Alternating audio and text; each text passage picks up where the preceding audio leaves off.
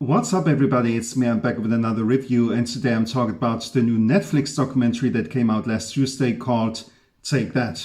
It tells the story of the British pop band Take That. Makes sense, right? And it's the 35-year history of Gary Barlow, Howard Donald, Jason Orange, Mark Owen, and Robbie Williams. And I have to say, I've always appreciated the guys for what they've done. You know, they really evolved from a boy band into a proper band, and in my opinion were always ahead of all the other boy bands of the 90s from an artistic point of view.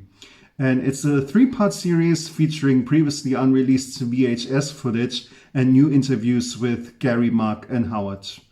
The whole story begins in 1989 in Manchester, England, when manager Nigel Martin Smith auditioned boys for a band like New Kids on the Block, and founded Take That in 1990 with Gary, Howard, Mark, Jason and Robbie. And I think the roles were clearly defined from the start. You know, Gary's the songwriter, Howard is responsible for the vocal harmonies, Mark focuses on the live shows and visuals, Robbie is the entertainer, and Jason is the dancer. And they started performing in schools, under 18 clubs and gay clubs across the country, and they worked hard at their craft and began to, build a fan base.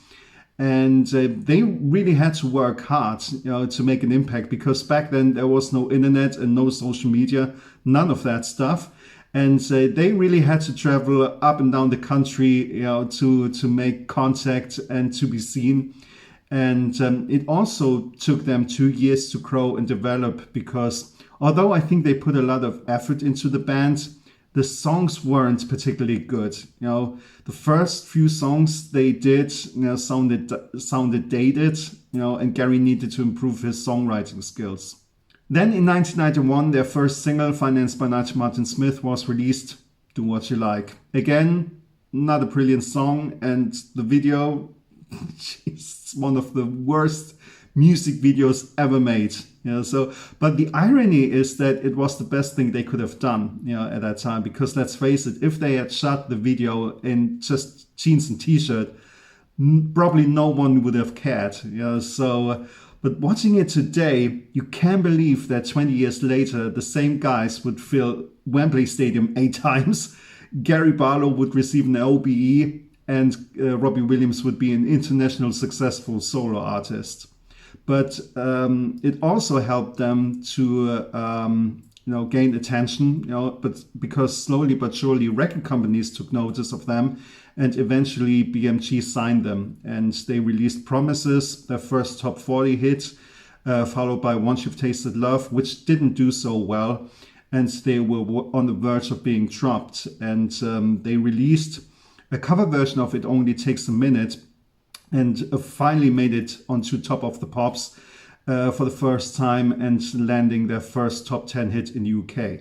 The first album, Take That and Party, was released in 1992, and it was decent, not great, but it was okay for their time, and they began to take off nationally in the UK.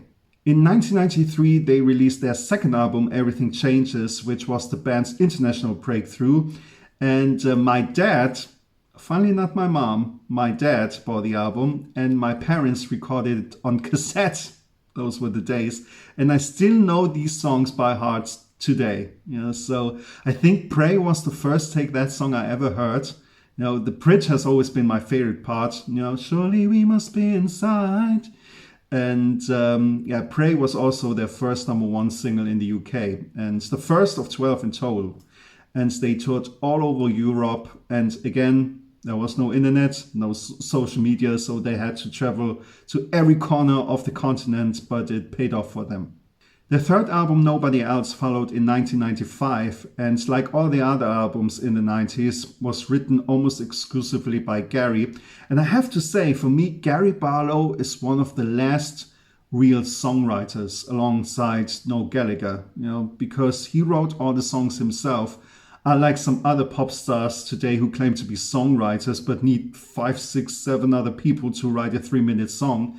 And I always say that they contribute to the creation of the songs, but I wouldn't call them real songwriters. You can have one collaborator on one track, but with 5 or more other people, I wonder who actually contributes what to the songwriting. So, but anyway, the Nobody Else album contains one of their biggest hits, Back for Good.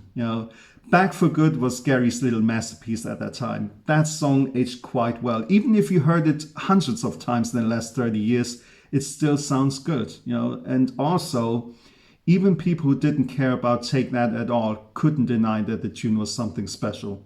Then the cracks began to show. Robbie was unhappy with his role in the band. He wrote song ideas, but Gary rejected them and they didn't make it onto the albums. And he wanted to be more than just a backing singer and dancer. So he left the band in July 1995. The second part of the documentary begins with the drama surrounding Robbie's departure and the subsequent breakup of the band in 1996. And looking back, it may be amusing that young girls cried over this, but it was quite serious, when you think about it. It was traumatic for them that the band is breaking up, because some of these girls actually wanted to commit suicide, so yeah, it's quite heavy, but I hope they're all right now. So, but that goes to show how much an impact that was at that time. Then the solo career started, and the first one who started a solo career was Mark Owen. And I really like Mark Owen and his music, so I think he's underrated. But I think the reason he never made it big as a solo artist is that his solo stuff was always too indie or not mainstream enough for the masses, but too pop for the indie world. And his vocals aren't for everyone either. His smiley, boyish face doesn't match his voice, which is quite raspy and gritty. But however, although he doesn't appeal to a large audience like Robbie or Gary, he does have a small but loyal fan base. And I think he's a cool guy to hang out with and one of the nicest person you'll ever meet. But yeah, he always comes across as a very friendly person. And I really like his solo stuff, man. I like In Your Own Time, that album, which got 4-minute warning on it. And Clementine, I like that song. The Art of Doing Nothing is a fantastic album. Raven is a wonderful song. I really love that one. And yeah, the latest stuff, Land of Dreams, I think it's called. Land of Dreaming? Land of Dreams. I don't know. Land of Dreams, I think it is. But I went to see I went to see him live a couple of years ago when he did the show in London. So you can check it out, by the way, on my YouTube channel. I made a little compilation of the footage. So, but yeah, like I said, Mark Owen, great guy, great music, I think. The second guy who started a solo career was Gary Barlow, and his solo career started quite good. I mean, #1 single, #1 album in the UK. And but slowly but surely it became apparent that he wasn't really a strong solo artist. He's a great leader for a band, but as a solo artist, I think he was struggling with the whole thing, because he wasn't as charismatic as he is now.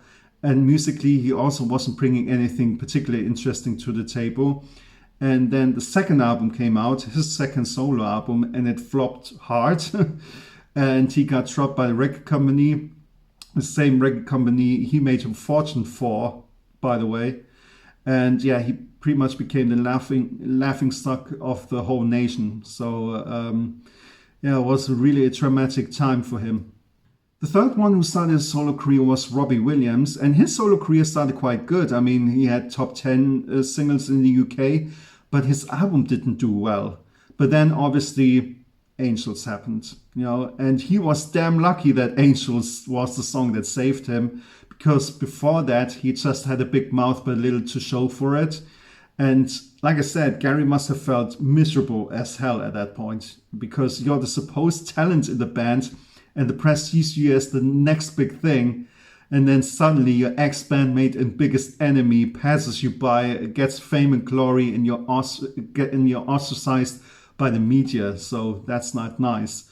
And yeah, there was a rift between them for, I don't know, good 10 years or so.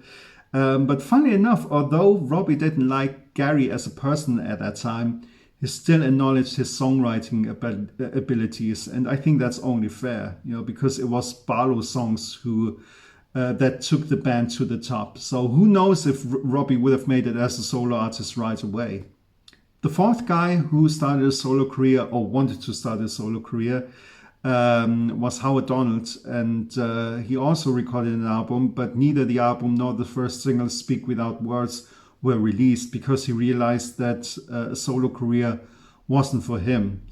But I wonder what happened to the songs, from his solo album, because if he has the masters, he could release them independently, and sometimes I think he probably used some of those ideas for the songs, or for some of the Take That songs where he sang lead vocals on. Who knows? But anyway, he became a DJ, and he also became a father.